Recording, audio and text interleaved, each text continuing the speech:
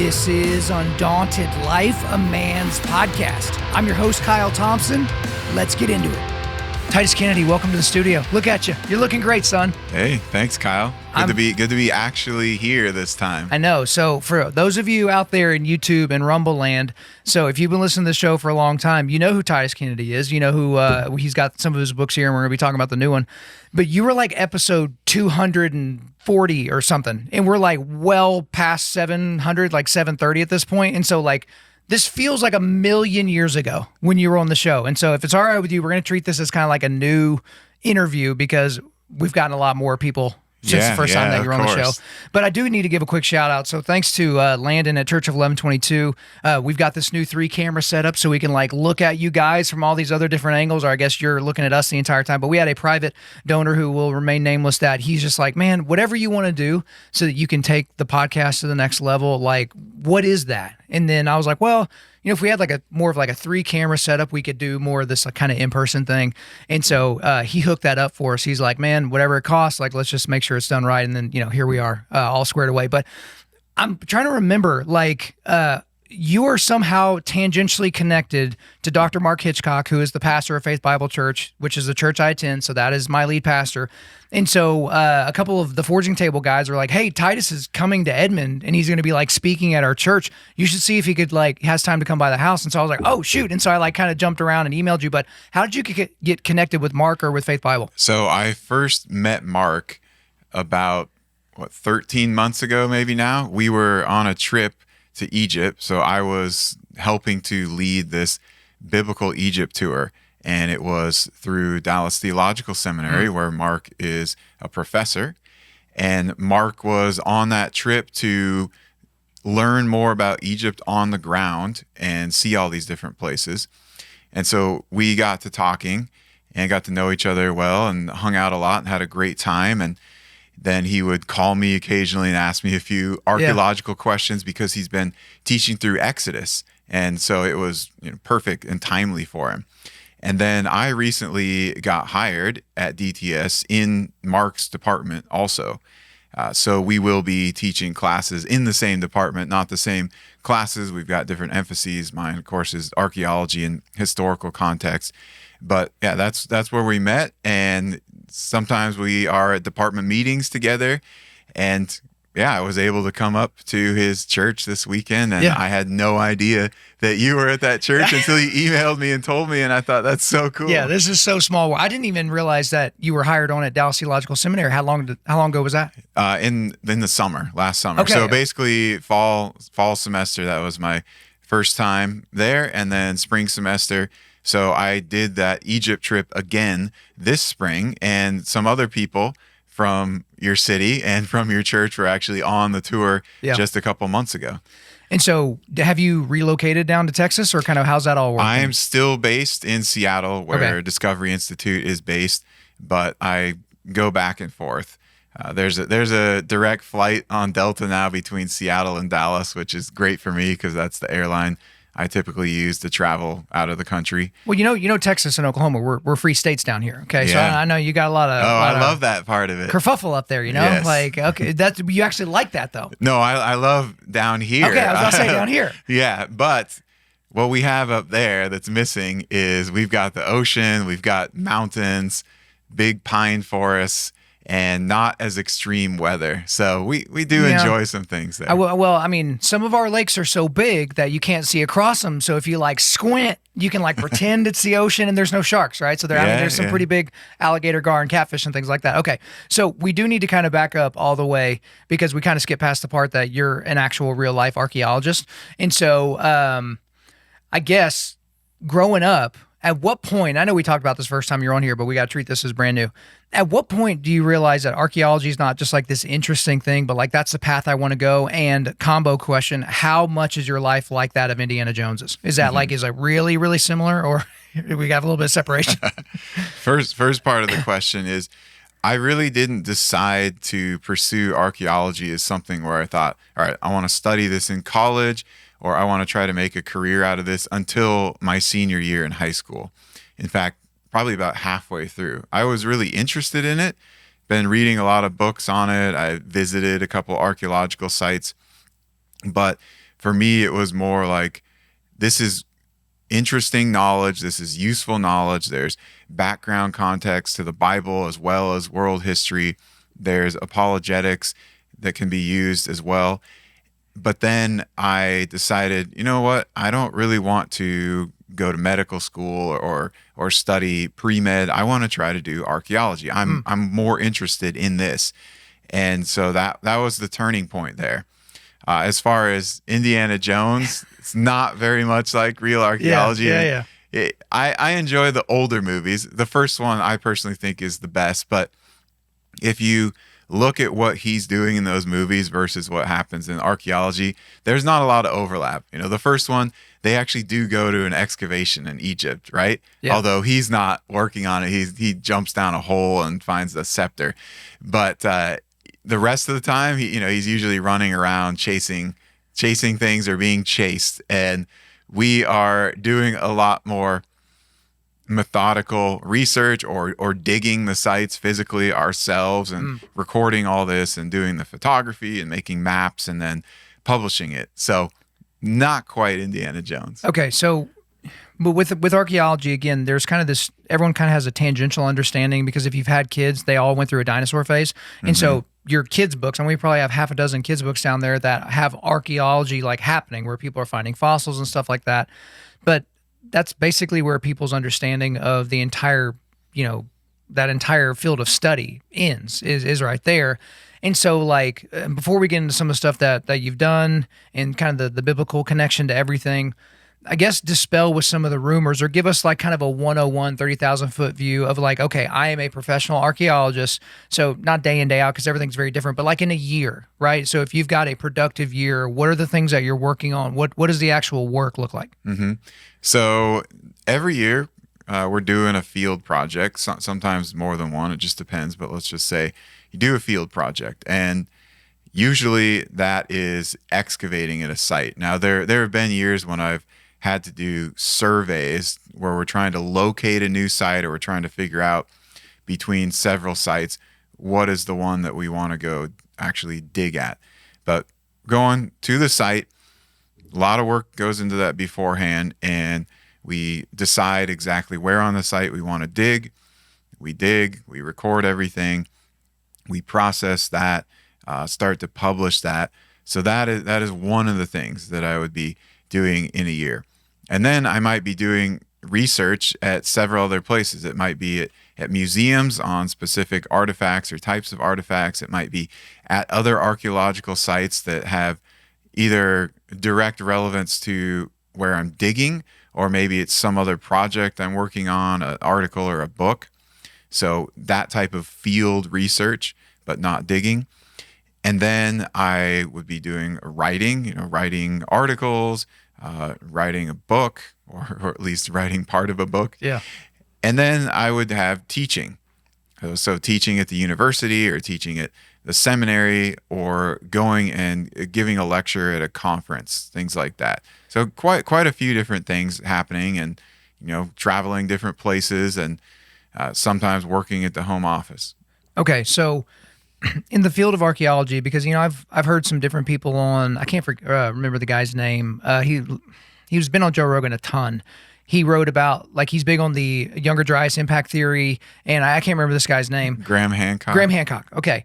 So when you listen to guys like Graham Hancock, or some people that are in that world, it seems like people can be very dismissive of archaeology, and or depending upon the exact study of archaeology, there's almost like this mob mentality. And I don't mean mob like, a bunch of people with pitchforks. I mean like the mob, right? Like La Cosa Nostra, like where it's like, you can't just, I think I'm just going to go to Egypt and I'm going to start digging around the pyramids or stuff like that. Like there's like this code of things that you've got to get through to even be able to be given access. There's a lot of protectionism around that. And so how much of that like actually goes on to where it's like, okay, you're just an archaeologist, get out of here, we're the real scientists, or hey, no, you're not going to get access to any of this, we're not going to share our knowledge because of whatever reason?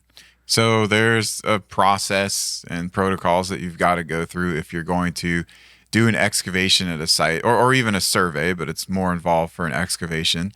And that would be things like, you got to go to the Department of Antiquities and you have to apply for a permit to like do in that country. Yes, because basically every country now, at least that has ancient remains, has a Department of Antiquities, and it'll deal with their archaeological sites and their museums. And a lot of them, it's part of their Ministry of Tourism because people are coming to see those historic sites. But you've got to get the permission from that local government to do the project there, because you're going to be digging up their land or sometimes private land.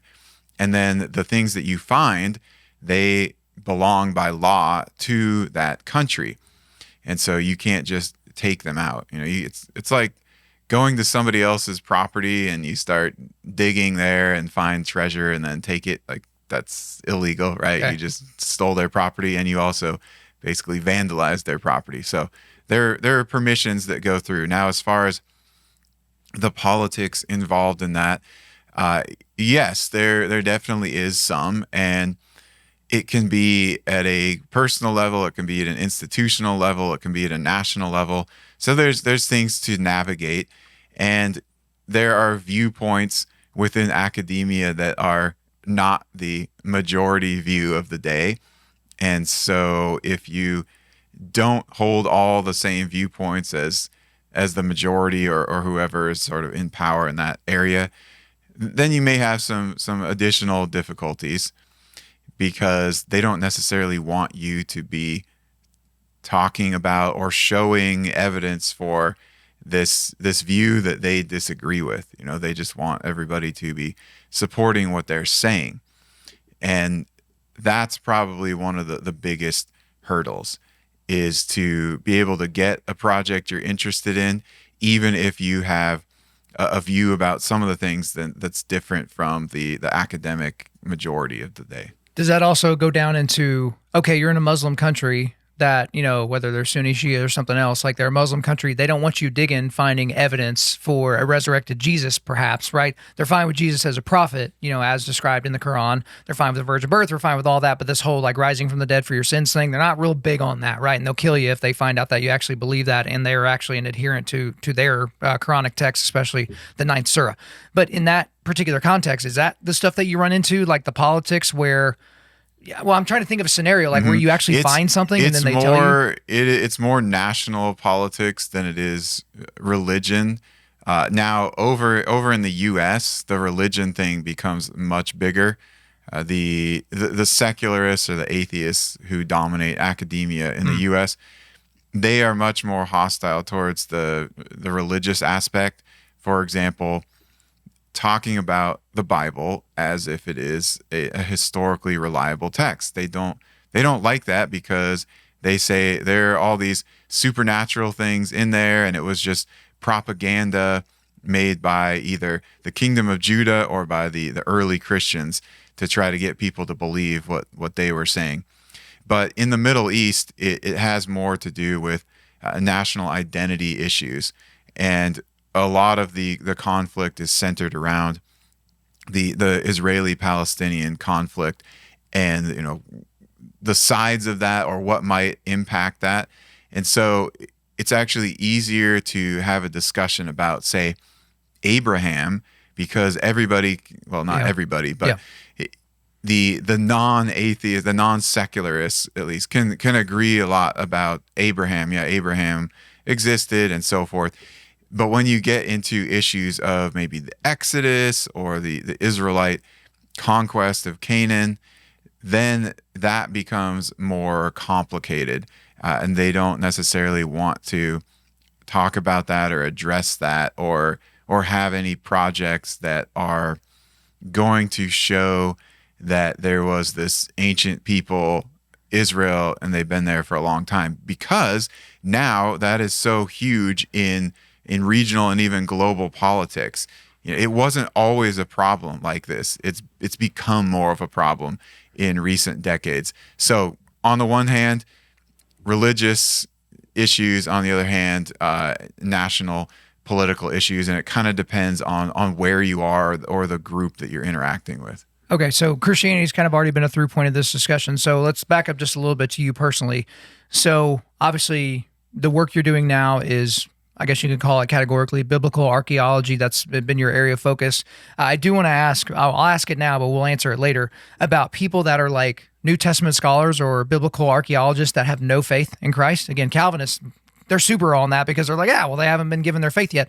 But like for you, where's kind of your faith journey start? Did you grow up in a family that was Christian, and kind of how did you end up coming to faith? Yeah, I did grow up in a Christian family. My dad was a pastor for many, many years, only retired fairly recently. He went to seminary, actually, where I'm teaching now at Dallas. Oh, okay, sweet. Yeah, and so when I was growing up, he was always reading the Bible with us and talking, answering questions, helping us understand things, and then giving us books so we could do some study ourselves and learn about some of these subjects, not just theology, but he gave me a lot of books on archaeology and history connected to the Bible. And so that's part of how I got into it.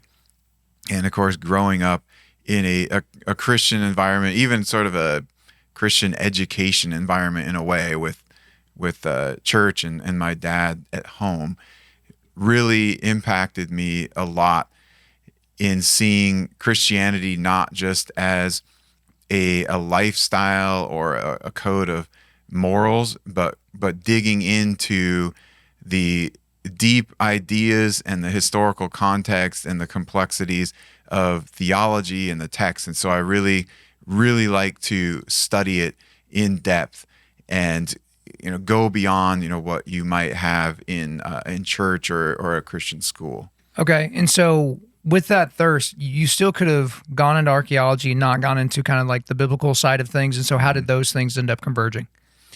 That ended up converging because, so first I found out archaeology existed. I liked history as a kid, but I didn't even know what archaeology was.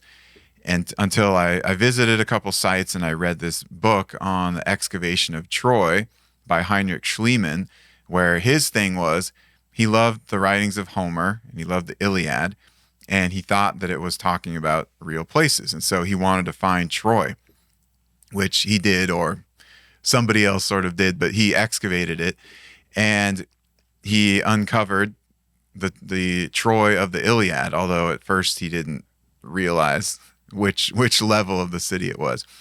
But that opened that up to me. So then I start reading books about archaeology in the Bible, and I come to understand that there's tons of material, tons of discoveries that have been made in archaeology that connect both indirectly and directly to the Bible. And I was interested in just Bible study in general and theology, but that was something I saw as incredibly interesting and sort of a niche for me that I was into. And so I kept reading more and more and more. And then as I got to high school and sort of encountered opposition to Christianity more, and people who were skeptical and asking questions like, why would you believe that? Or isn't this fairy tales?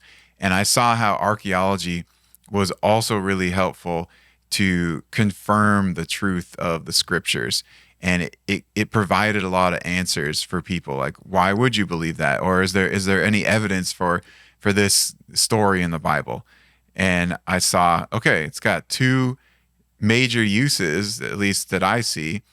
One, it just helps us understand the Bible better in its ancient context. And for me personally, that was really interesting and useful.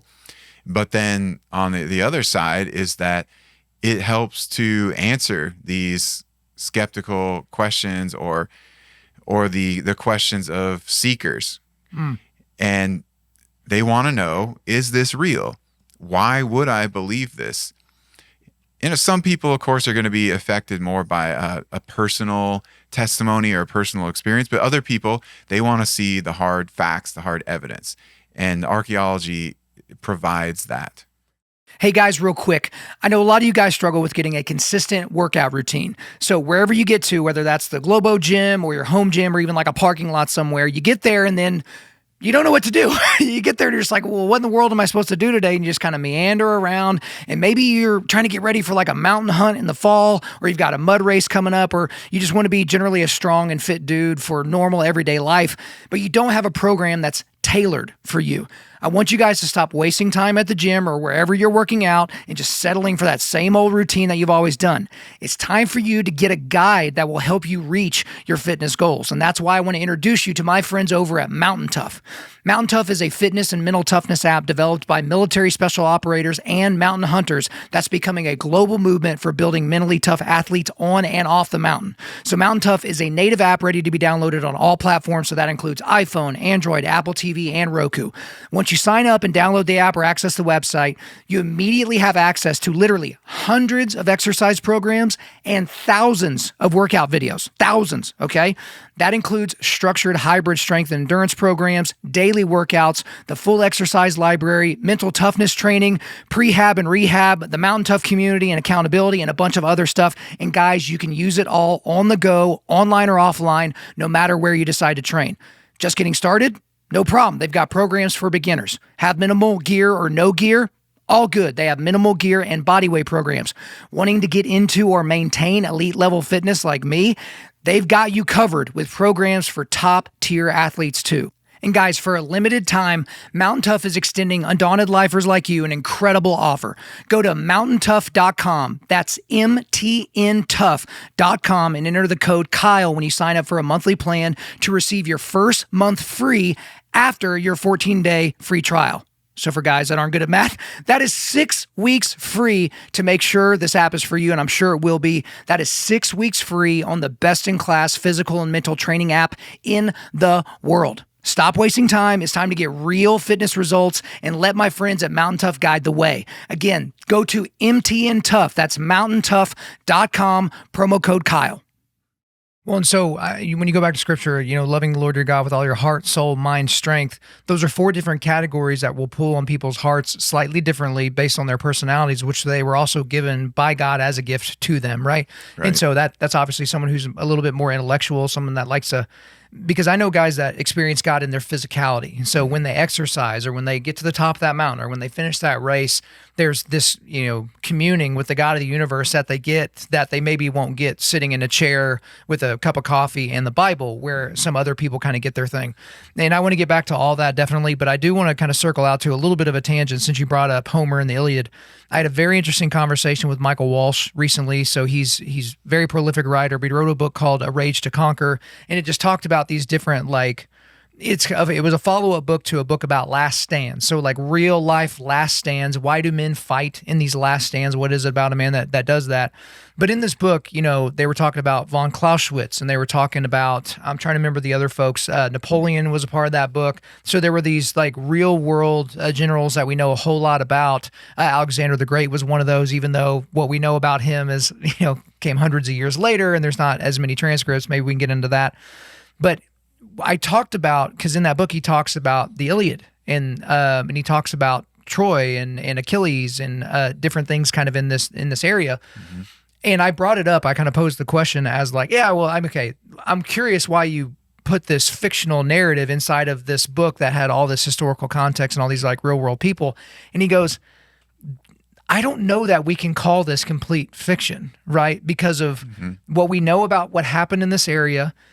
And then he talked about Alexander the Great. Like he went and visited the tomb of Achilles, which in modern day times, we think of Brad Pitt in the movie Troy as like this like character that didn't exist, but like, oh, he's kind of this amalgamation of all these other different things. And so I guess for you, since you're in this world kind of all day, every day, like, what do you think about like kind of the Trojan Wars and all those types of things? Like, is that history? Is it mytho-history? Like how should we view that?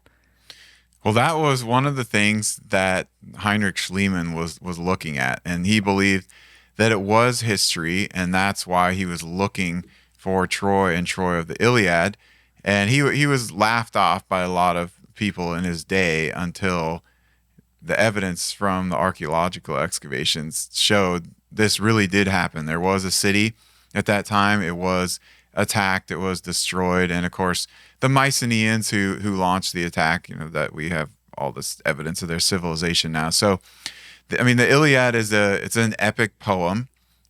So it's not written as a historical narrative, but that doesn't mean that it doesn't have historical content. It has theological and supernatural elements in it. All right. It is coming from the perspective of the polytheistic Greek or Hellenistic culture. And so that's going to be something that people are going to have to look at and maybe filter out.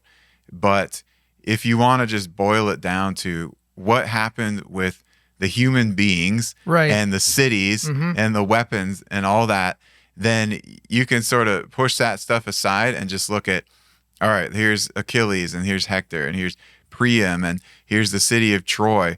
And that's the stuff that seems to be historical, or at least largely historical. Whether or not Achilles, as he's depicted in the Iliad, was a historical person, I don't know. I would say, why not? But there's this tendency to throw away things that have supernatural elements in the modern West, and those things can be evaluated differently. But just because a text has that in it doesn't mean the rest of it is unhistorical. In fact, if we go back to all the ancient cultures, there is some amount of theology and supernatural that's going to be in those. Whether it's the Assyrians and they're talking about their god Assur, or if it's the Babylonians and they're talking about Marduk, or the Persians and the Ahura Mazda, whatever. It's in all of those. And so we've got to look at things from the understanding that these people had a particular worldview and they worship this god or these gods and goddesses, and that's just how it was for them. But that doesn't mean that they are fabricating the events that happened in their lives. Right. Well, so I was reminded whenever Wes Huff was on the Joe Rogan Experience, he said we're in this post-Enlightenment kind of hyper. We want all the evidence laid before us, and we want it in exact detail, and we want it to be like a term paper that we would read. And then when you read through Genesis and it doesn't kind of match that style, you're like, oh, well, this just has to be. This isn't like reading a chemistry or biology textbook, so we're just going to set that to the side. And then you have the problem with people taking things that aren't meant to be taken literally, too literally, and then they're willing to die on that hill and pretend like it's salvific. Like, no, the earth is 6,000 years old. If you don't believe that, you don't believe in the word of God. And it's like, yeesh. Okay, we have a lot of issues there. Now, I do want to kind of get back to the archaeological stuff, but I want to circle back to something that I brought up a little bit earlier. It's interesting to me how somebody can work in a field that you work in, right? Or they could work at a seminary, right, and be an atheist, because that's a common thing. And again, with more left-wing seminaries, obviously you get people that believe any number of things. But how have you, have you experienced that personally, where you have people that are kind of like kicking around in the biblical world and they just don't believe any of it, but they're just doing it because it's a job? Like, how exactly does that work? Because I always thought that was interesting. How could you be an expert on Matthew, Mark, Luke, and John and believe that they're actual, tangible, historical writings and then not put your faith in Christ? Yeah, if you look at all the different universities and seminaries and quote unquote religious schools and think tanks, so forth like that, departments of antiquities. So you have a lot of people that are studying the Bible in various related fields. Some might be just straight biblical studies. Some might be textual criticism, where they're focusing on the different manuscripts. Some might be archaeology. Some might be religion, theology, ancient history. But most of the people in academia today, outside of Christian universities or Christian seminaries that have adhered to historic Christianity, they're going to have at least an atheistic, agnostic, or secularist bent. They might have a belief in God. They might have a belief in Jesus. But most of them don't. I mean, if you're going to go to your typical university. And so it is kind of perplexing that they would dedicate their lives to studying a book that they believe is a bunch of myths and fairy tales and propaganda. And some of them it's almost like their mission is to deconstruct it and to show people that it is this silly thing, their view of it, so that they can enlighten everybody. Like, oh, you stupid Christians or Yeah. fundamentalists or whatever. You guys are thinking that this stuff actually happened and this is true, but I'm going to show you that it's not. And that's what you encounter most often. And now, as things always tend to go this direction, you have schools that were historically Christian, or they were even seminaries that over the course of many years have now become bastions of secularism. Yeah, look at all the Ivy schools. Yeah. And so people look at that and they think, oh, this is a seminary or something, or this is, some Methodist school or whatever. And they think that it's Christian or biblical in its worldview. And then they read what this professor is writing or listen to one of their lectures, and it's completely different. And they're either confused by that or they're impressed by that, as if, oh, now we've become enlightened, or this is what, the experts have figured out now. So we've got this divide in society now where the academics are looked at one way by one group of people and one way by another group of people. But I do think that things are changing for the better, and that there are more people with a biblical worldview going into academia. And so even though it's lopsided, I think in the next few decades, it may be a lot more balanced. Well, Titus, there's so much that's been made of the downstream consequences of 2020, and that's not just because of what we saw with COVID, but what we saw with race relations, what we saw with media, what we saw with manipulation of election results, all kinds of stuff. Is we're downstream of that 4 or 5 years now. But one thing is, I am very sensitive now when I see a headline or something that says "experts say." Because there are innumerable examples of a quote unquote expert being quoted for something that the expert wouldn't co-sign, right? Mm-hmm. They're like, wait a minute, you took my life's work and you made it a tweet, and it's wrong. But that tweet went around the world, and nobody's listening to little old me in the comments saying, no. Yes, I said that, but they didn't quote the rest of that sentence or the rest of that paragraph, or they didn't read my follow-up book where I went back and recanted that because it was stupid, and we have better evidence now. So help me kind of understand the convergence of the experts, the academicians, but also archaeology. Because something you mentioned off air, which I thought was really interesting, was there are questions that you're answering today that if you were answering those questions in 1990, there would have been no evidence to back up what you were saying. Like, guys, that's how young archaeology is. So maybe we can start there. Like, how long has this been a discipline? Because I think people, again, that we just don't know better, we're not exposed to it. We just think archaeology has just been this thing that's happened for a long time. How the heck do we know that we even had dinosaurs? Because fossils, because archaeology, because words and some such. So talk about kind of where we've gone with archaeology and kind of the timeline to get us to where we're at today. I think that would probably help us out. So modern archaeology is very young. Now, the beginnings of it have been around a bit longer. If we went back to the Enlightenment, there were people that we would call antiquarians. So they were really interested in old objects, artifacts, ancient art, things like that. But they were interested more in a perspective of, I'm going to collect this thing, and then maybe I can study it and find out some more about the ancient world. They weren't actually going and doing archaeology, so they weren't going out to sites and doing excavations. That is much more recent. Now, we do have some digs that happened in the 18th century, but really most of it started in the 19th century. And at that time, even let's say the mid to late 1800s, that was the real beginnings of it, when they were trying to be more scientific, more methodical. But I would say it's probably only been since around 1920, 10s or 20s, that things got to a point where we would look at that today and say, like, yeah, that looks a lot like archaeology does today, in terms of they understood the different layers of an ancient site, a city, how they're built one on top of another. They understood that the pottery, which is the thing that you find most commonly, at least in the Middle East, it changes over time, and you can associate those styles with particular layers, particular periods and dates of BC and AD, or other materials like coins or inscriptions.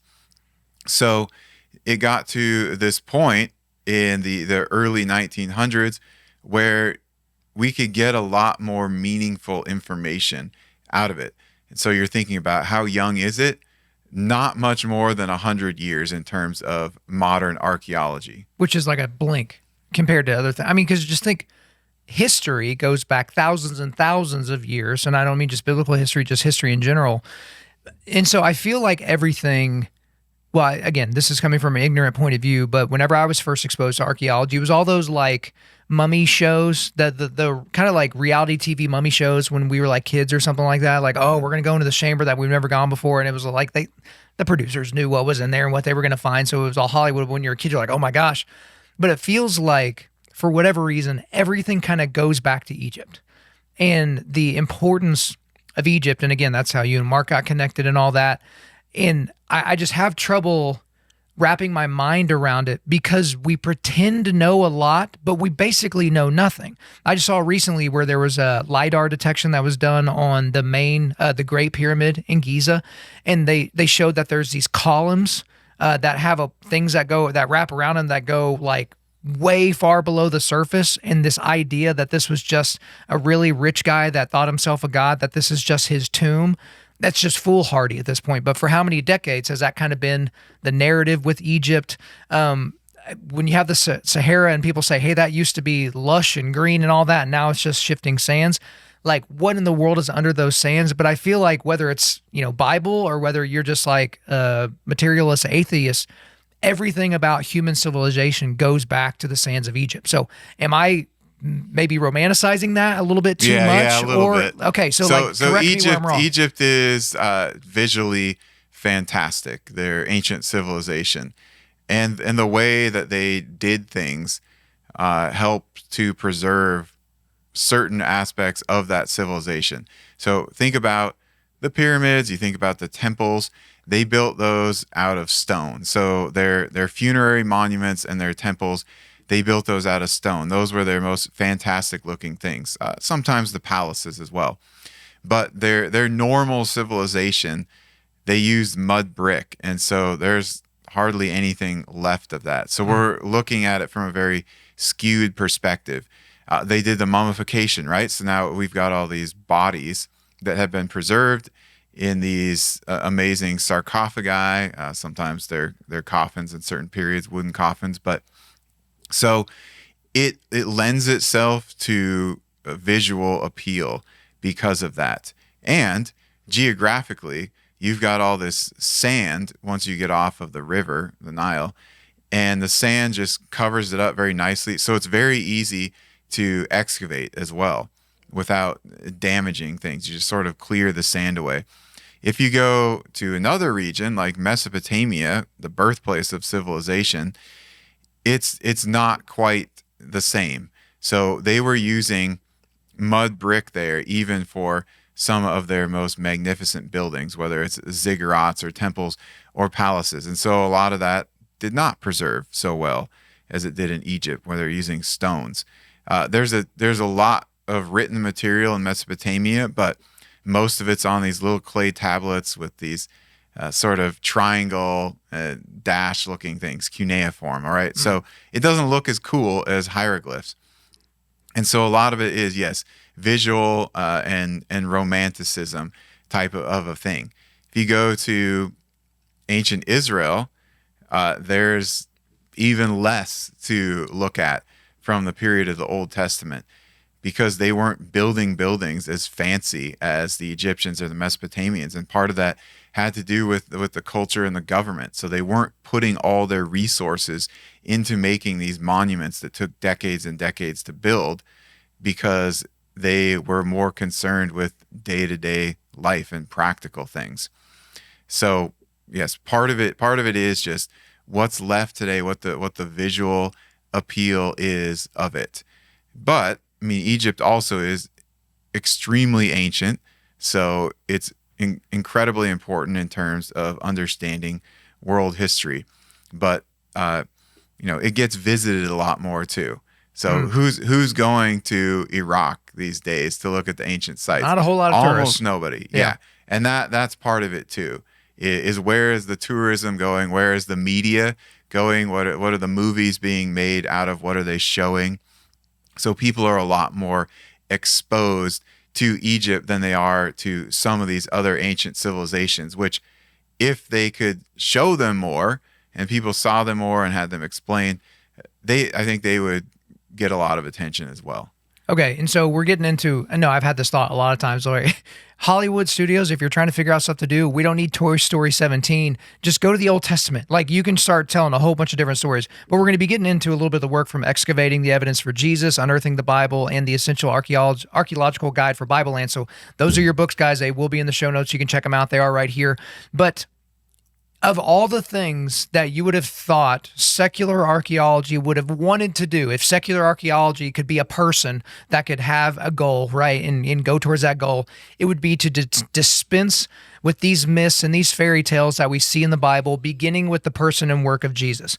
Now, Dorks Online have had a heyday with trying to convince people that Jesus Christ was not even a real person, or not, that wasn't his last name, but that Jesus, a Nazarene who was born in Bethlehem, was not even a real world person. When you hear really, really, really smart people like Joe Rogan say out loud, do you think he really existed? Do you think that was a real guy? It's like, do you think Julius Caesar crossed the Rubicon? Because we actually have more evidence that Jesus Christ was a real person than that Julius Caesar did that. And you just believe that without even thinking about it. Right. But archaeology would want to disprove the Bible, but every single year that passes, we get more and more evidence to support Old Testament biblical narratives. So perhaps for decades, people have been like, hey, this people group didn't even exist. There's no evidence for their existence. Fast forward a decade, we have all this archaeological evidence that says, yes, they existed, and they existed right where the Bible said that they did. So talk to me a little bit about kind of that awkward tension that's created between like what archaeology is trying to do, but how it's confirming things that are a little bit inconvenient for people. Mm-hmm.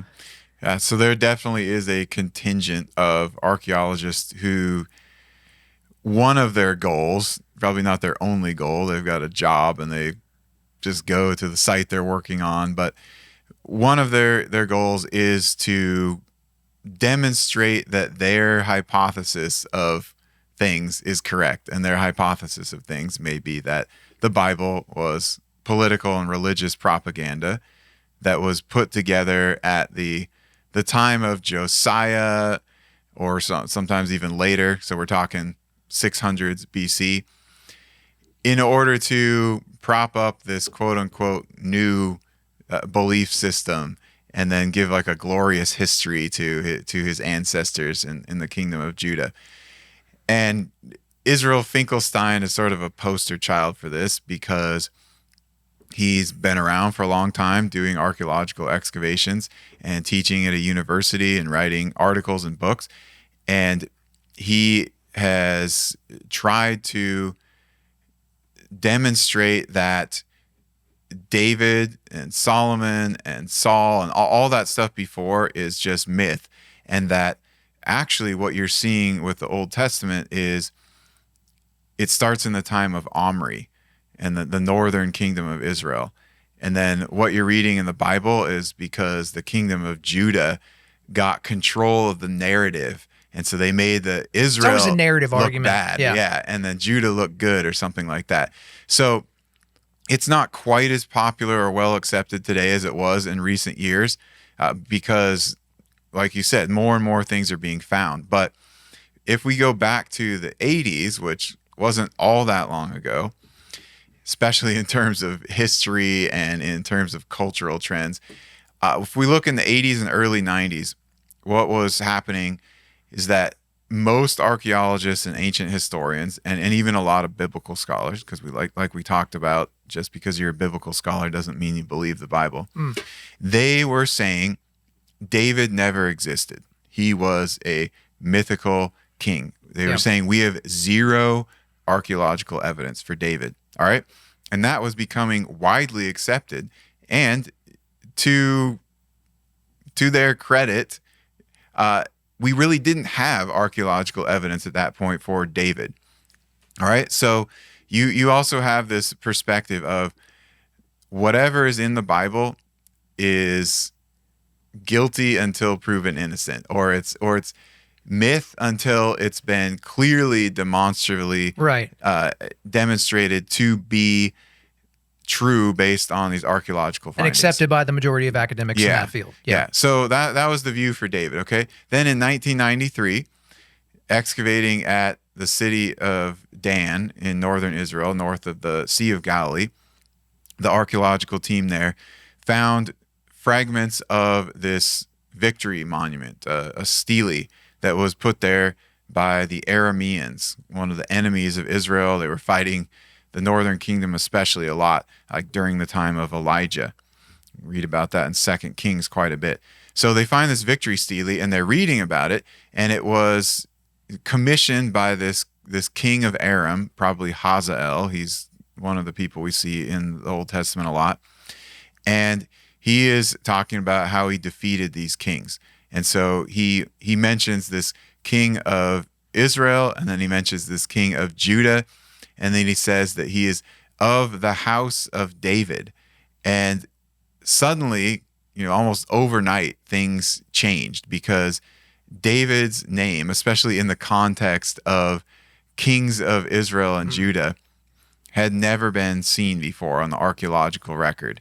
And this is from the 9th century BC, so it's not far removed from when David was reigning as a king. And so it was so drastic that people who had rejected the possibility that David was historical, they were trying to figure out a way to explain this. And so some people claimed that it was a forgery. Some people claimed that it said something completely different, like they tried to read the word or something, the context differently. And then others, they just had to change part of their historical viewpoint. And that's actually what most of them ended up doing. So now almost everyone accepts the hard fact that David was a real king who reigned around 1000 BC. Because after this, another victory monument was looked at from the 9th century BC from another enemy of Israel, the Moabites, and they found, this also mentions the house of David on it. And then maybe this Egyptian inscription does too. And then a few years later, they were digging in Jerusalem, and they stumbled upon the remains of what many archaeologists think is the palace of David from 1000 BC, built in a Phoenician architectural style. And so the evidence just kept piling up. And now the discussion is not whether or not David existed, but how extensive was his kingdom. Was his kingdom the same way that it's depicted in the Old Testament, or was it this smaller, more localized kingdom that the writers of the Bible just tried to exaggerate? Okay, so so I could see, if I believed one thing for so long, and we've seen this. We see this, in TikTok videos and different things on YouTube, where people will be presented with evidence that is ironclad. It is evidence that disproves their worldview and their point of view. And yet they will hold on to that worldview and point of view, even though it doesn't have any support anymore. Like literally, a scaffolding was taken out from underneath their worldview or philosophy or understanding of history. And they're like, yep, I can't even defend it, but I'm still going to believe this. Like, how much of that have you ran into with some of this stuff? Because I would feel like if somebody's life's work was spent convincing people or going around and giving lectures about the fact that this David of the Bible, this guy that's this huge character in the line of this supposed Messiah, that he didn't even exist, being presented with that evidence, it's almost like when you see some of the four horsemen of new atheism, when it was like, hey, what would you have to be shown, or what would you have to see for you to believe in Jesus? And then they would say, whatever I would be shown, even if it was writing in the sky from an actual God, I would just assume that I had lost my mind. And so they're insulating themselves from having to change their point of view. So how have you dealt with that or seen that? Yeah, you do see that. So there's a contingent of scholars that are in this arena of archaeology, ancient history, biblical studies. I would say actually the ones that are a bigger issue are the ones who are quote unquote biblical scholars. The archaeologists, true archaeologists, aren't really rejecting this David evidence like that, but they're trying to explain it away because they're unable to accept that. They're so committed to the Old Testament being written hundreds and hundreds of years after David. Now, some of them even say in the Persian period or the Hellenistic period, like the time of Nehemiah or even the time of Alexander the Great. So they're so committed to it being all these myths and propaganda that they're unwilling to accept any of this evidence. And they try to reinterpret or tell a new story about all these different artifacts so that it can't be related to what's in the text of the Bible. Other people, they just have to sort of, I think, go along with it. They're not going to necessarily come out and say, hey, I was wrong about this. They just kind of keep going, and maybe they shift their emphasis a little bit. Now it's not so much negative towards David's existence. Now it's like, okay, he just lived in Jerusalem area and he had this little chieftain city-state or something. But still, most of what we read in there is all myth, because so it's acknowledgement but diminishment immediately. Yeah, they're relying on the idea that we're not going to find much or much more related to that, and so they can continue to say like, oh yeah, this part of it, he did exist, but the rest of it is just bogus. Because you think about it, 3,000 years ago, we're not going to find everything. The farther back you go in history, the less material is still remaining, and people may not realize this. They might think, oh yeah, you've excavated so much, what's even left for archaeologists to dig up? But we the collective we of archaeologists over the last 200 years have probably excavated like less than 1% of what's out there in the ground. And sometimes very important sites have barely been touched as well. So there is so much that could be found still. And we were talking about this earlier. Almost every year, there is some kind of new discovery in archaeology that connects to the Bible. Sometimes it's a small thing and other times it's a huge thing. Yeah, what was the big one last year with like under the Israeli prison? Or that wasn't quite last year, but yeah, okay. It's become more well known. That's the Megiddo mosaic, where there was the early Christian meeting place church that was found, under that prison near Megiddo. So 3rd century. It's before Christianity's legalized, so it's quite big in terms of the history of early Christianity. But yeah, there's stuff like that. There's like the ring of Pontius Pilate, or probably the ring of an official in his administration that was found, and then it sat in the box and nobody even knew what it was for years. And then they start processing the artifacts and they see, oh, Pilate's name is on here. Like we never knew about that. That was pretty big. Or the Palace of David that we talked about, or this site called Khirbet Qeiyafa that might be the town of Sha'arim that's mentioned in the Bible, and that was overlooking the place where David and Goliath fought. Or this ostracon with the name Goliath was found in Gath not too many years ago. So there's just more and more stuff keeps coming up, and sometimes a big discovery might not be that somebody has physically pulled it out of the dirt, but they may have translated something that hadn't been translated before. It's been sitting in a storage box, or they may have made a connection that nobody else realized, and it clarified some historical issue. So there's a lot of progress being made in this world.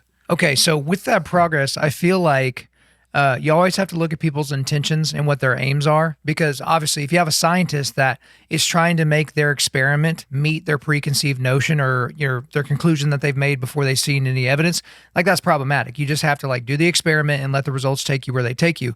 I feel like though, if you're a biblical scholar, that you're going to want to do the things that only support that. So like the same would be like what Graham Hancock or these people that look at, hey, how do we have all these ancient things like Göbekli Tepe, and we've got these, these pyramids and these structures like in the middle of the Amazon that match stuff that we see in Egypt, that match stuff that we see in like, some place in Asia and like other different things, you're going to see what you want to see. We do the same thing with scripture. So like, I mentioned Calvinism earlier. If you're a Calvinist or if you're an Arminius or something like that, you're going to read the scripture through that lens. And so everything that doesn't sound like election, you're going to be like, we don't need that. But if it sounds really electy, you're like, oh man, I'm all over that. Like election, John Calvin's the man.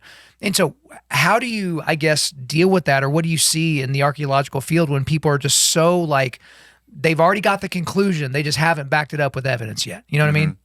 Yeah, there is a degree of that. So what I notice in archaeology is that the data isn't really the problem, and the data or even the interpretation of data is not so much the problem, and that can be a huge problem in some disciplines. In archaeology, it's more the conclusions drawn from the data and from the interpretation of that data, because it's very difficult to assert something about an archaeological artifact or an ancient structure or a stratigraphic layer that is not true, because it can be looked at by other archaeologists and they can expose that. So it may be something like an inscription is discovered, okay? And you can't change it. It's there. It's inscribed how it is, right? So then you translate it. Well, if you translate it and your objective is to have it give some information that supports your hypothesis or worldview or bias, and you obviously have changed some things, you see some letters that aren't there, or you like move the words around, other people are going to be able to notice that clearly, and then they're going to say, no, that's not even there. This is obviously, what it says. And there will probably be very large agreement, against that radical interpretation or conclusion. So it's hard to fake stuff like that. Now, what becomes difficult with archaeology is that there are a lot of people who will read archaeological reports or at least articles or books about archaeology, but they themselves don't have training and experience in archaeology, so they actually can't evaluate the conclusions because they don't understand the data itself. So they just have to rely on what the expert testimony is. And they say, okay, this guy, he has this degree, he teaches at this university, he's been digging at this site, he wrote these books and articles, blah, blah, blah. Therefore, he's the expert and he must be right about this. He could be right about that and wrong about this, but they don't really have a way to evaluate that. And archaeology is really kind of, it's something that's popular in a way. People are interested in history, and it's a little bit mysterious too. And so I think it gets read much more than papers on microbiology, right? Yeah. And so there's a lot of novices, so to speak, and non-experts who are reading some of this, and they can't sift fact from fiction in terms of the conclusions. So that becomes the main problem of the conclusions rather than the data. Okay, so for you in the work that you've done, let's get into some of the work that you've done. So, which I guess if you want to break down, like, okay, how do you pick a place to go? Where does the funding come from? Is it all coming from think tanks or universities or private donors or whatever that thing looks like? And because again, as an ignoramus, I think there's a big open field. You're like, I think we might be able to find something here, and you just grab a shovel and you just start like one thing at a time. So you specifically, when you're first getting onto a site, what was the workup to get you to that site? How do you approach the site? If you assume, hey, there's more stone stuff here, are you a little bit more, more intense with your digging? Or if you're like, hey, we're maybe looking for papyrus or pottery here, like everyone's got to be super careful. Like, how do you start the dig, and then we'll get into some of the stuff you've actually done. Well, you probably would start with you're interested in a particular ancient city, and maybe you know where that city is, maybe you don't. Okay, let's say that you don't, and you're trying to figure that out first, and then one of the objectives of the excavation becomes showing that it is that city or showing that it's something else. You look at the ancient geographical references to that city. So the Bible is a great geography book. Even people who think that it's largely unhistorical or contains a lot of historical errors will agree that the geography in it is very useful information. So there are clues like, okay, it's this direction from this city. It's east from this city, and it's near this river, and you can see it from this mountain. And it was occupied in the Middle Bronze Age and the Iron Age, and then it was destroyed in the Roman period. Stuff like that. You can factor all that into it. And so then you would go and look in that general area, and you do a survey, and you would try to find if there's an ancient settlement in that area that fits those general requirements. Now, it may have already been found, and so okay, I'll look at this site in more intensity with an excavation. There might be multiple sites, and you're not sure exactly where it is, so maybe you'll have to decide between those. But then the next step would be to get a permit from the local government, from that nation. So you got to apply for that permit. You asked about funding. So funding can come from various sources, whether it is grants, and sometimes there are government grants, but a lot of it comes ultimately from private donors who donate to, say, a research institute or a museum or a university, and then the funds are designated towards an archaeological project. Let me actually ask a little bit more on the fun side of things. So where was the last place you dug? What country? Jordan. Jordan. Okay, so you go to Jordan, they've got their Department of Antiquities or whatever the thing is. So no matter what you find, they own it, right? Mm-hmm. Right. I guess what is the benefit of American donors or American universities or American funds basically going to pay y'all to do the job, or to pay the Jordanians, or both, like, to make sure this thing happens, when y'all can't just take it back to some museum in America or some traveling, thing that goes to museums that is controlled by Americans? Does that make sense? Because it's like, man, that's a sweet deal for Jordan. It's like, yeah, hey, you dig up our crap and then we get to keep it. This is excellent. And you paid us. This is great. Yeah, and that's actually affected archaeology a lot. So things didn't used to be like that. And that is how many of these museums got these incredible collections, is because they were paying for the excavations, and they were doing the labor, and they were doing the research and the publication, and then displaying it. But now, things are different now. So they belong to whatever country you excavate. Sometimes things are given on loan for temporary research or temporary exhibitions, but ultimately they're going to go back. So what do people get out of it? And what they get out of it is knowledge. So if they're only interested in making money or building a museum, they're not going to be donating towards an archaeological project. But if their objective is to help uncover new knowledge and understand what happened better in history, then that's what they get out of it. So I guess, as soon as you said that, I'm like, knowledge is power. That actually does make a lot of sense. And also, you're helping uncover knowledge for humanity. It's not like you and your little pocket of the world and you get to hang on to this knowledge. Like, we're so connected, and all the information just goes around the world instantaneously, to where it kind of helps out with that. So, okay, let's get into your stuff. And so obviously people love to credential, and people love top 10 lists, and hey, what's on your Mount Rushmore of this, that, and that thing. Let's go through your like personal Mount Rushmore of, here were the sites that were either my favorite or the ones where it's like, okay, here's where we went in with a hypothesis, and man, we just hit grand slam after grand slam after grand slam. Let's go through some of your greatest hits. Well, I've excavated several different places, but one of the most interesting, I would say, is Jerusalem, just because of how much history and how much biblical history happened there, both Old and New Testament. And so I enjoyed that a lot.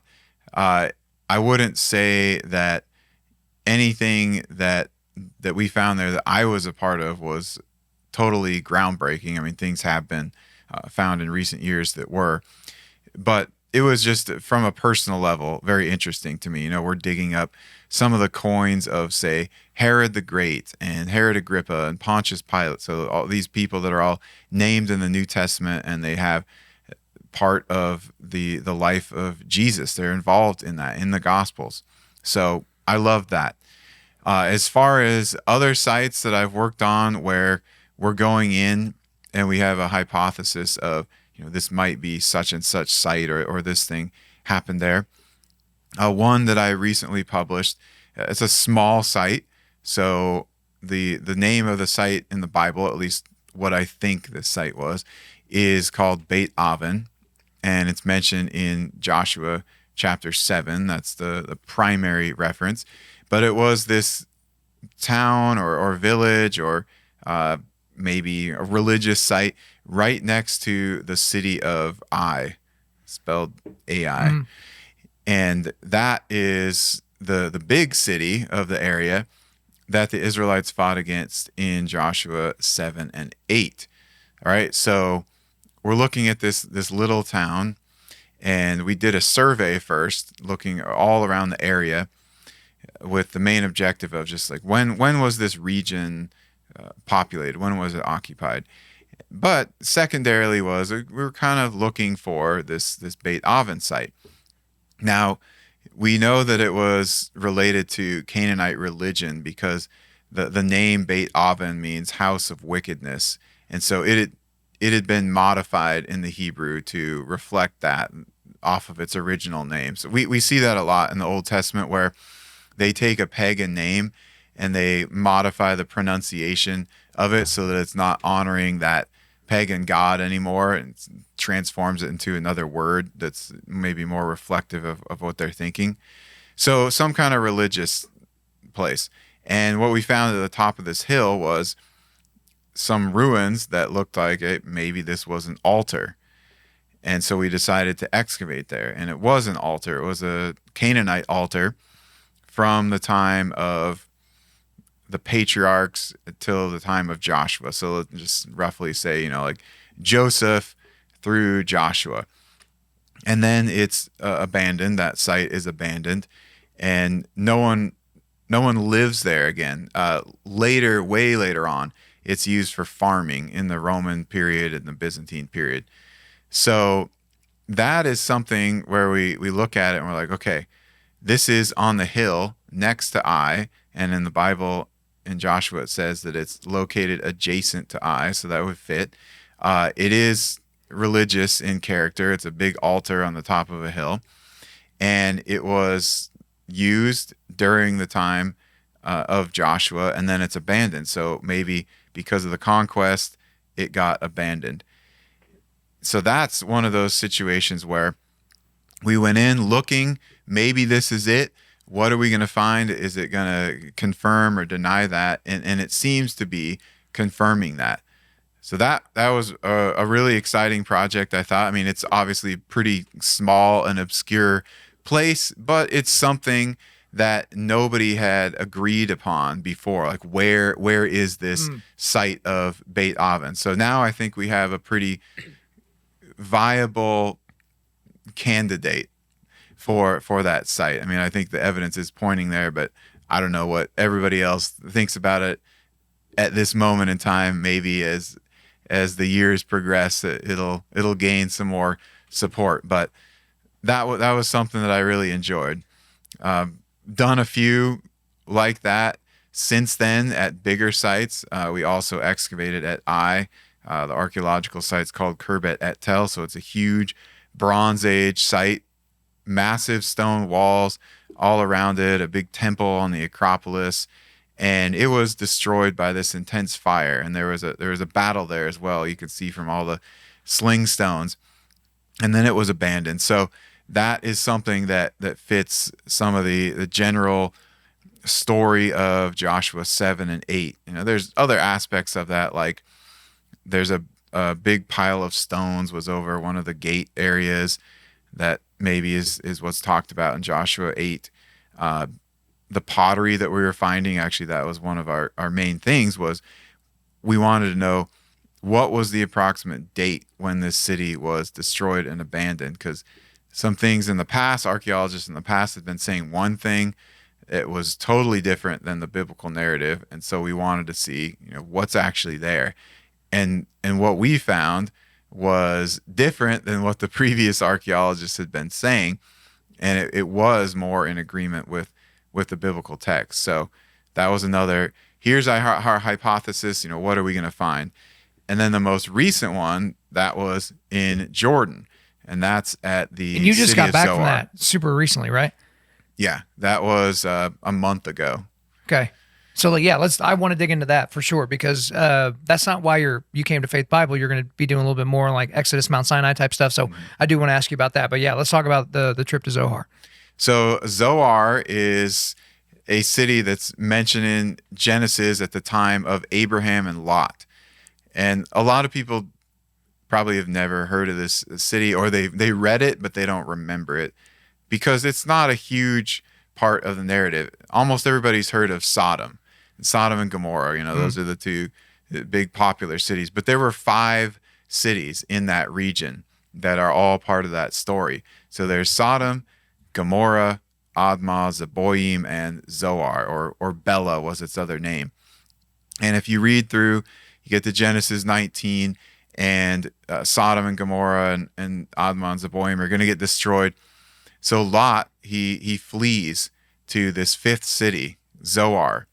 And that's the one city that didn't get destroyed. The other 4 got destroyed. Zoar didn't.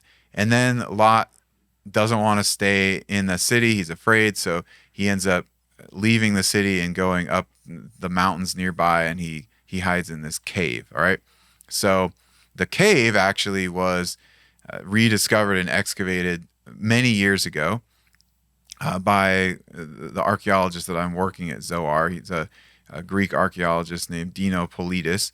But he excavated the Cave of Lot, which the ancient Christians, the Byzantines, had actually built a church next to it to commemorate and preserve it. And there were all these inscriptions there about Lot. And then when they dug the cave up, they found all this pottery from before the time of Lot and then into the time of Lot. And then it was abandoned really until the Christians kind of relocated it. So that's a clue in where is Zoar, because in the text of Genesis, he flees from Zoar up to this cave. It's somewhere close. Now, Zoar is also important in terms of where is Sodom. And that is because he leaves Sodom by foot and he gets to Zoar pretty quickly. So we know it's not very far away, and those 5 cities are grouped together. Well, Zoar is helpful, though, because it was not destroyed. It continued to be inhabited. And we can see this in the Bible. We can see this in other ancient texts, and then eventually in the archaeology. Like Zoar is mentioned by Moses in the book of Deuteronomy. And then Zoar is mentioned by the prophets Isaiah and Jeremiah.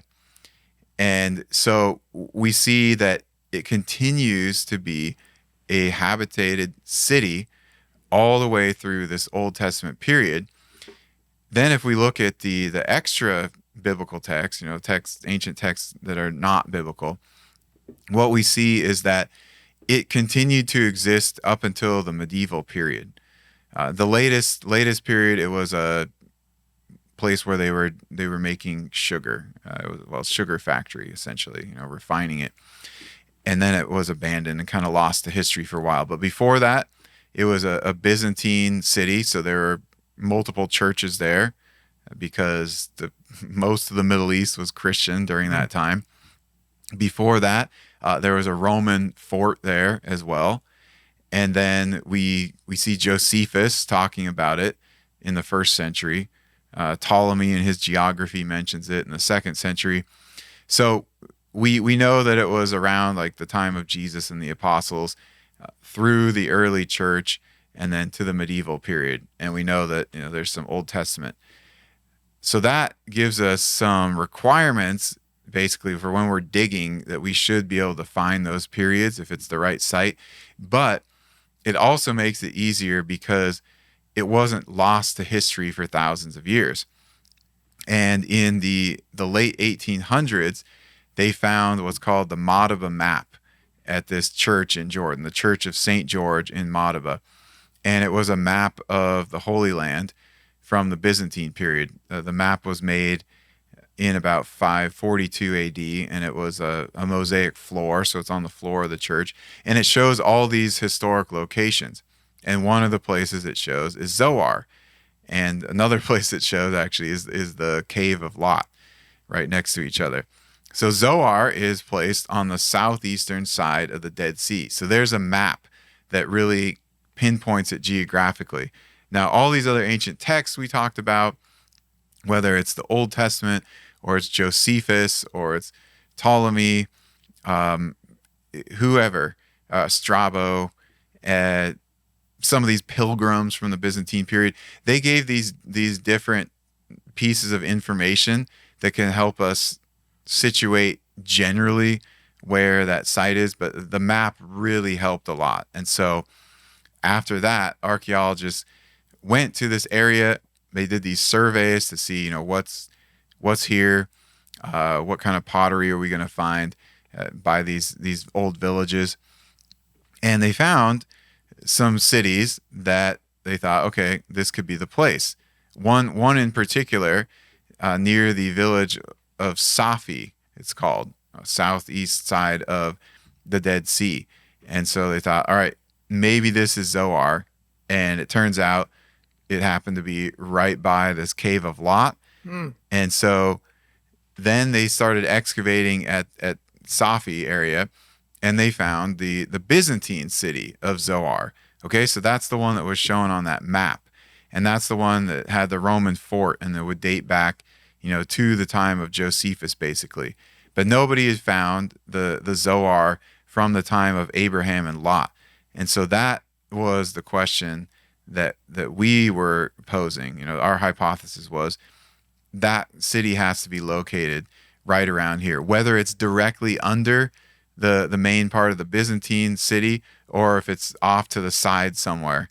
We weren't sure. So first objective was to dig down under the Byzantine city. And what we found is that, there's some pottery there from the time of Lot, but the city didn't seem to have been located directly under that later city. But it does seem to be next to it. And so we've got a different area that we're planning to dig next year, and that seems to have been where it was at this time of Lot. And occasionally cities migrated a little bit. I'm not saying they went miles and miles away, but you've got it in this part of the valley, and then it's on the ridge right there or something. And this can have to do with things like the river changing its course. And in the case of this city, and actually those 5 cities in Genesis, they were all next to a river. They were coming down from the mountains, emptying into the Dead Sea.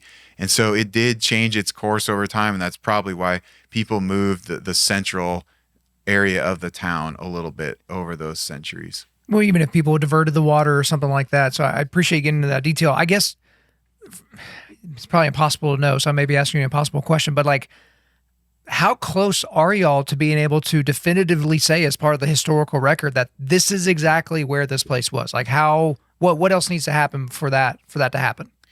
I think we just need to go and excavate there another season to really definitively show that, yes, there's a city right here that was occupied at the time of Abraham and Lot.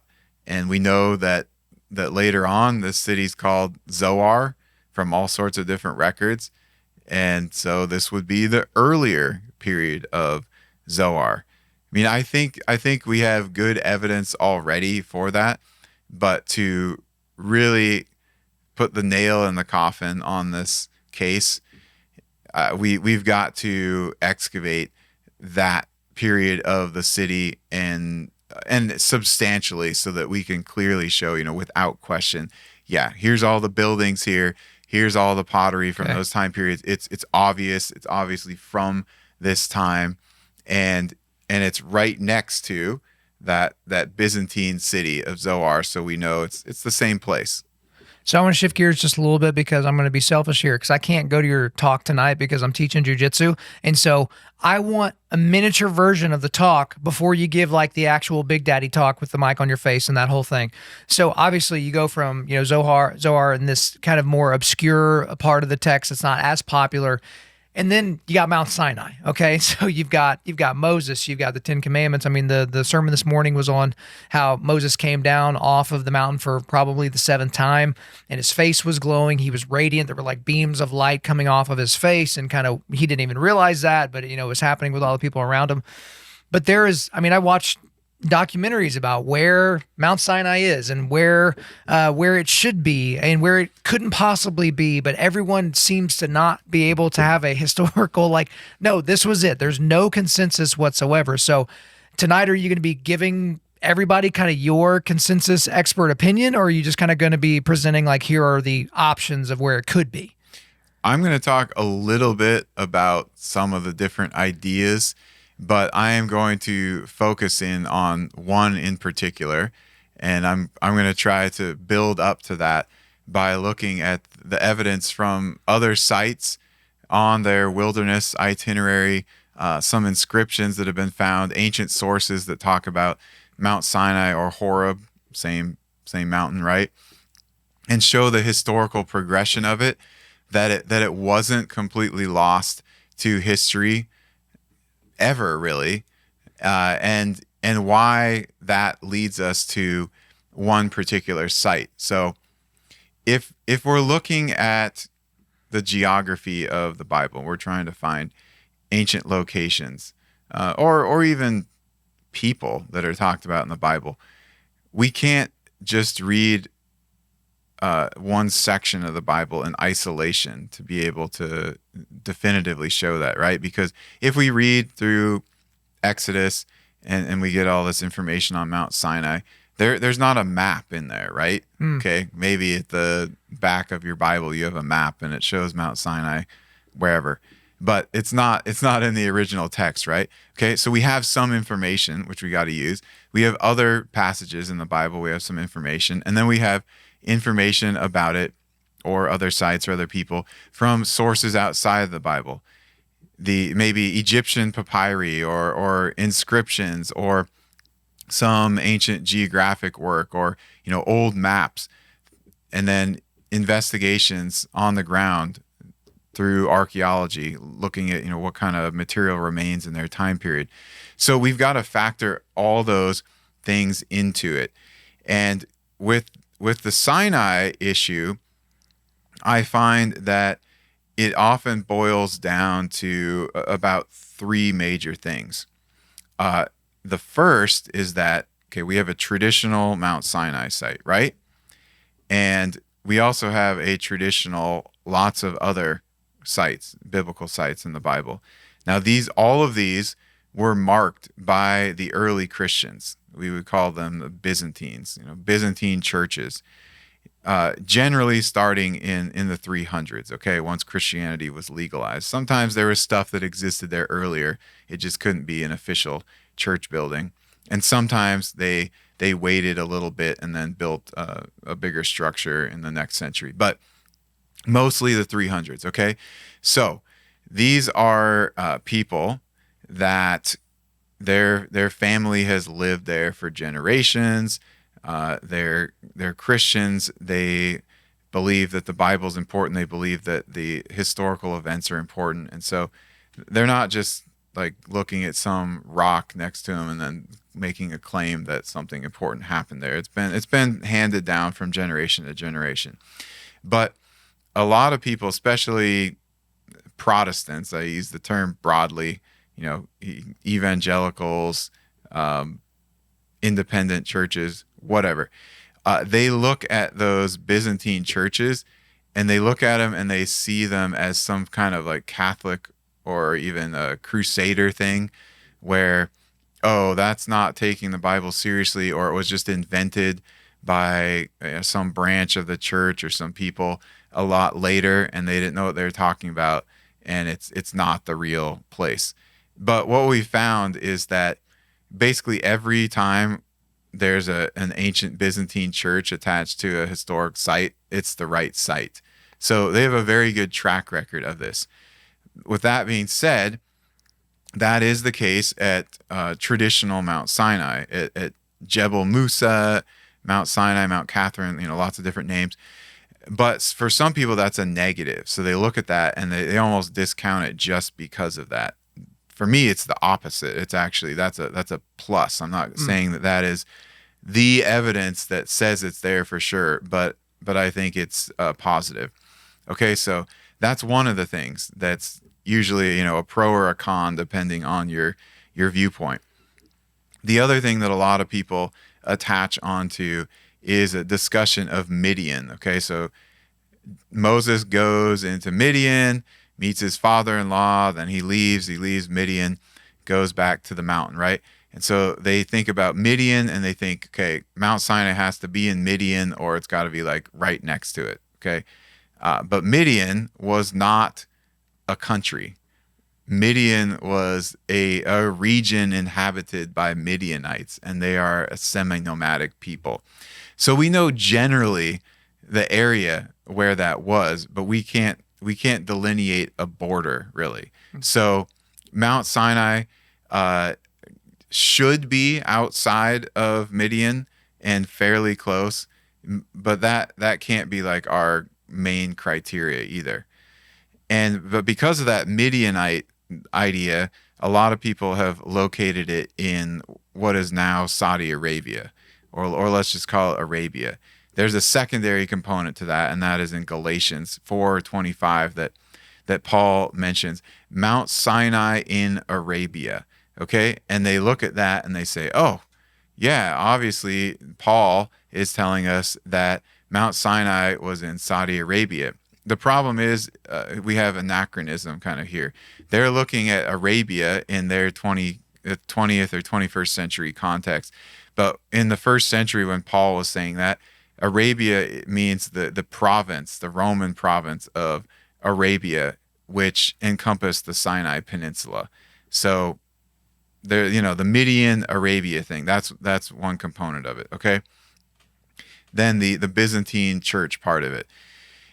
Then the other part is the ancient Egyptian sources. What do they say? And I find that some people largely ignore that, but they're very useful because the Egyptians lived at this same time as Moses and they wrote about different geographical places. And so the Egyptians actually talk about a number of sites that are mentioned in Exodus and are related to the itinerary. One of those is the area of Sinai, actually. The name Sinai appears in an Egyptian text of the 11th dynasty. So this is way before the time of Moses. And this is fairly new information, really. I think there was a treatise on this published only 5 years ago, less than 5 years ago. So for a long time, many people who reject the traditional site or just the mountains anywhere in the Sinai Peninsula, one of their main points was that Sinai, we don't know where that name came from. Like it was just applied to what we call the Sinai Peninsula in more modern times. But we know now that it's very ancient and it did actually apply to what we still call the Sinai Peninsula. And most names are like that, biblical type names. They are retained into the modern period, or at least into, say, the medieval period or sometimes the Ottoman period. They don't really get lost all that often unless the place is lost to history. People aren't living there anymore. So we say, okay, so Sinai, that name existed early on. It seems it's applying to somewhere in the Sinai Peninsula still, so that works. That's okay.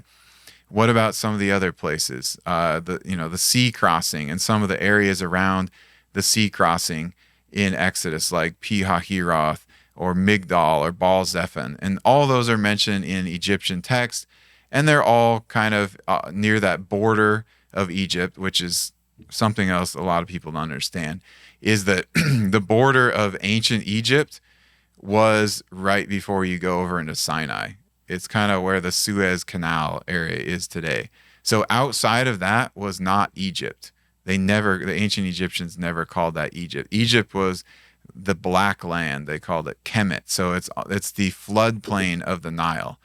So the Sinai was something else. They referred to it usually as the land of turquoise, or a place where they would do mining, because they would do seasonal mining there. And turquoise is one of the things they mined. Well, that brings us to another location in the Exodus itinerary, which is Dofka. And this is actually an Egyptian word. It's the Hebrew rendering of an Egyptian word that means turquoise. So the Israelites visit this turquoise place. Well, there were two turquoise mining places in Sinai. They're in southwestern Sinai. One of them was huge and really important site. It's called Serbit al-Hadam. And this is where the earliest alphabetic inscriptions were found, that they're written in a Semitic language like Hebrew, which I think there's some connection and relevance there. But we know where that site is. So that seems to be on the itinerary, the wandering itinerary. So we know approximately where they were before they crossed the sea. And then we know that they headed down to this place kind of in southwestern Sinai.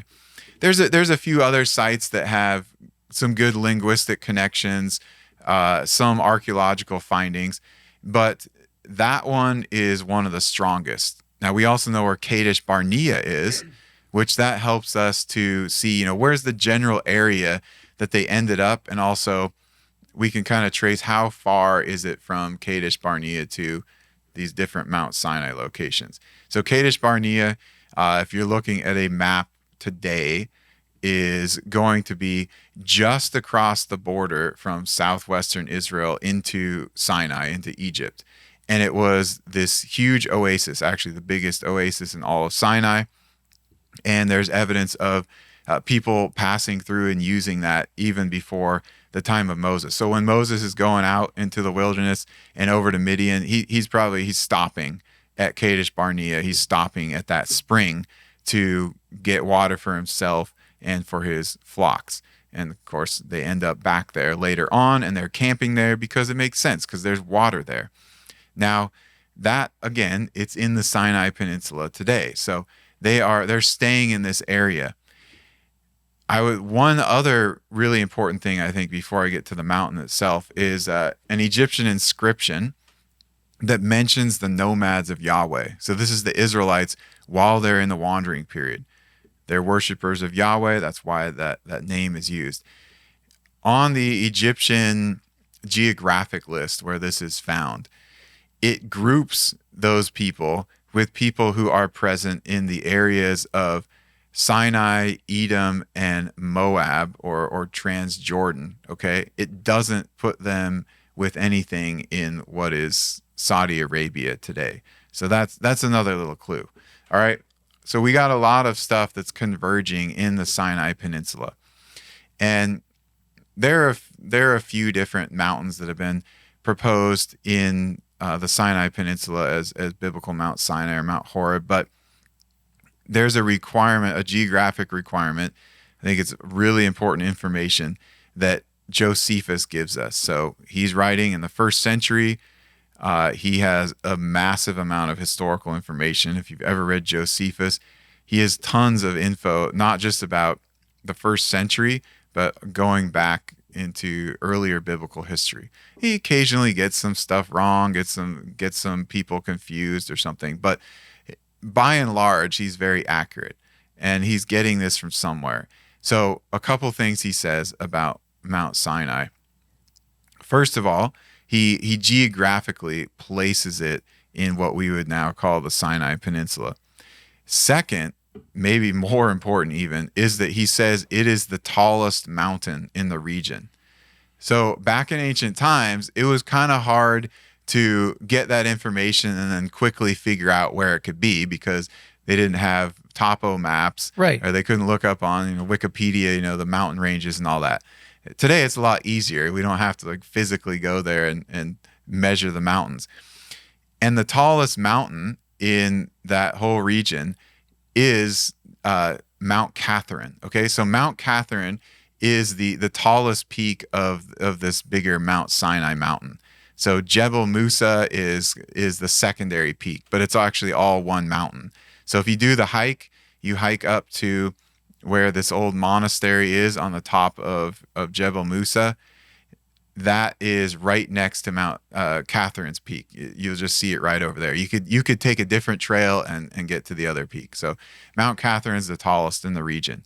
All right. So this is where traditional Mount Sinai is. This is where in the 300s they established this chapel of the burning bush to commemorate where Moses went and saw the burning bush, and then of course later goes up onto the mountain. If we look at some of the geography besides the tallest one, okay, it's on that same trail, so to speak. As you're going south, you hit the turquoise mining place, and then you keep going a little bit more, and you get to Mount Sinai. And there's water there. There's a huge open plain in front of the mountain. In fact, that's why today it's the town of St. Catherine, because it's a place where you could actually have all those people living. So the big camp of the Israelites would be right there. I mean, it perfectly accommodates them. Now, as far as do we have, these ancient Hebrew inscriptions or, all this pottery or something that's left over from the Israelites? No. And there's some reasons for that. First of all, you don't really find archaeological remains of nomads from the distant past like that. And the Israelites weren't making pottery. They weren't building buildings. They were living in tents. Okay, so they're not leaving that kind of stuff behind. Could we find some inscriptions in the future? Yeah, sure, maybe. I don't know how much they were going around carving stuff onto rocks, but that's a possibility. Right now, I don't think anything's been found, or if it has, then it's not known. But it's fitting all these different things very, very well. And so my view is that the quote unquote traditional Mount Sinai is the correct location. And there's stuff we could get into with some of the other proposed locations, like alleged evidence of why that's Mount Sinai that archaeologically doesn't make sense.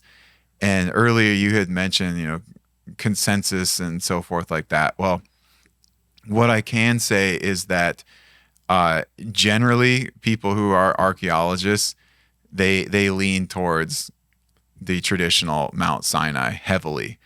And they really don't take the Arabia theory seriously.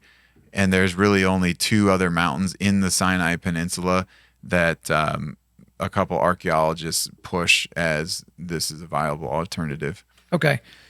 Well, we got to get you out of here before too long so that you can actually go get ready to give that talk. But I appreciate you getting into that. But just real quick to put a bow on the Mount Sinai stuff, I'm struck with kind of two questions as it pertains to that. Number one, will we eventually know beyond a shadow of a doubt? Like right now, we know exactly where the Statue of Liberty is, right? And for forever, we will be able to know, even if they take it down or we send it back to France like they've requested, we will know exactly where that was, okay? Is it knowable, right, beyond a shadow of a doubt, number one? And then secondarily, why exactly does it matter? Because I watched this guy, he had like a 2 or 3 part documentary series where he was like trying to find it and all that. And I was just, the whole time I'm like, I didn't want to say it was foolish, but I'm like, why does it matter if it's this one versus that one versus, hey, how about we try to live out what we got, supposedly that came down off of that mountain. So help me out with those two. Right. Yeah, those are great questions. By the way, we could lose the location of the Statue of Liberty, just like other things have been lost in time. But what would have to happen for that? It would have to get destroyed or moved somewhere else. And then New York would have to be uninhabited for a long period of time. Maybe, yeah. So that can happen, but it's unlikely, right? Yeah. And that's why we know where so many things are, is because there were still people living around there, and there's remnants and records. But you're right. Why does it matter? I don't think it actually matters that much. I think the main point is that we would like to know the correct place and the correct history for all these things. From a standpoint of showing that the Bible is historical, it would be very hard to show that whole narrative with Moses at Mount Sinai was historical because, this is the right site for Mount Sinai. Yeah. Okay, so from that perspective, it really doesn't matter that much. I think it's just of interest, and we have enough. We have good enough candidates for Mount Sinai that we can say, like, okay, yeah, it could have happened here, it could have happened here. Like, the story makes sense. But will we ever know for sure? I don't know. It's possible. I mean, some more information could be found, whether it's some inscriptions that are found around the mountain somewhere or in a cave somewhere. Elijah went there, right? And he was in a cave.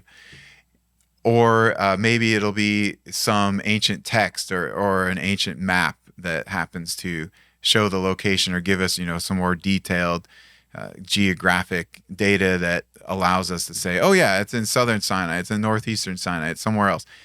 So yeah, we definitely could, and I wouldn't be surprised if that was found in the next few decades. But to your point earlier, yeah, I don't think it's that big of a deal. Like, it's not the Exodus story, the historicity of the Exodus. It doesn't hinge on if we have everything lined up to show that this particular site is where Mount Sinai was. It's useful. It's good. It's a component of that. It's interesting. Maybe some evidence will be found that shows the Israelites were there. I think that would be pretty significant. But yeah, there are other things to focus on just within archaeology that I think would have a greater impact in terms of establishing the historical reliability of the Bible. All right, last question of the day. And I've been sitting on this question since the moment you got here, okay? And so I've been very, very patient, and so we got here to the end. So I want to know, if you had unlimited budget, okay, and you had a golden ticket that you could use with any site on the planet, and that local government would have to be like, yep, you get to dig here. You get as many diggers, you get all the tools, you have as many employees as you need to. You've got all the backing on the planet. Where is the one site on planet Earth that you would want to excavate, and what do you think you might find there? I think that would probably be Jericho. Okay. Just because it's been so controversial.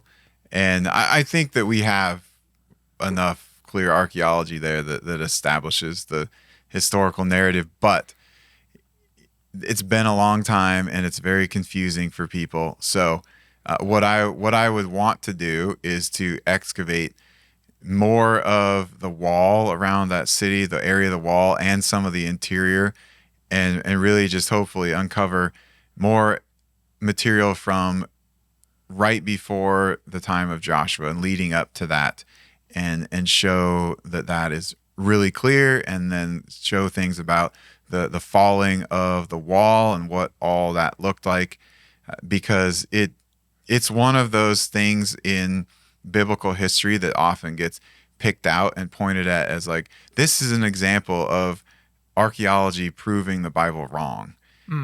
And again, I don't think that's the case. I think we have the archaeology there, but it needs to be done again very clearly, very definitively, and show that, not relying on stuff from 100 years ago or something. So that would probably be my pick. All right, very good. Well, if you stay any longer, Mark's going to be mad. I mean, you don't want your pastor of your church being mad at you for stuff like that. So I really appreciate you spending some time with us and spending some time with the audience. Anything else you want to get off your chest before we let you go? No, I just want to say thanks for having me here, and I'm glad I could come and be here in the studio with you. It was great. Hey, if you keep coming through Edmond, again, if you're going to be at DTS, you keep coming through Edmond, you keep finding cool stuff. You'll always have a place here at the table. So appreciate it again. Sounds good. Thank you. Thank you for listening to this podcast. Wherever you're listening to this, please subscribe, rate, and leave us a positive 5-star review. If you want me to come speak live at your event or on your podcast, just shoot me an email to info@Undaunted.Life. That's info@Undaunted.Life. Follow us on Instagram and like us on Facebook, and check out our website for everything else, including how to donate to keep more content like this coming your way. Just go to www.Undaunted.Life. And as always, we want to thank the band Holy Name for allowing us to use their music for our content. The music on this podcast is their song Perpetua, which is off their self-titled debut album on Face Down Records. The links are in the description. I'm your host, Kyle Thompson. Remember, keep pushing back darkness, keep forging spiritual, mental, and physical resilience, keep seeking the Lion of Judah.